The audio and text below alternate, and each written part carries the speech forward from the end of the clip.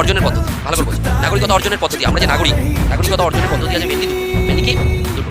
একটা হচ্ছে স্বাভাবিক উপায়, আর একটা হচ্ছে কৃত্রিম উপায়। স্বাভাবিক উপায়কে বলা হয় জন্মসূত্র, স্বাভাবিক উপায় বা জন্মসূত্র, আর একটা অনুমোদন সূত্রে বা কৃত্রিম। স্বাভাবিক উপায় মানে কি, কেন বলেছে জন্মসূত্র?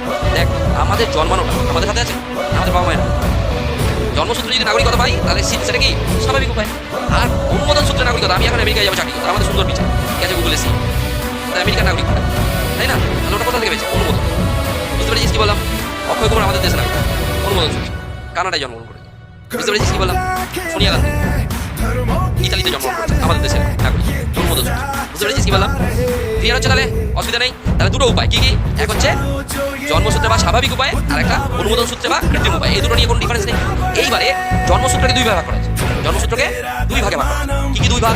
জন্মসূত্রকে বলা হয়েছে একটা হচ্ছে রক্তের সম্পর্ক। রক্তের সম্পর্ক আমার কাদের সাথে?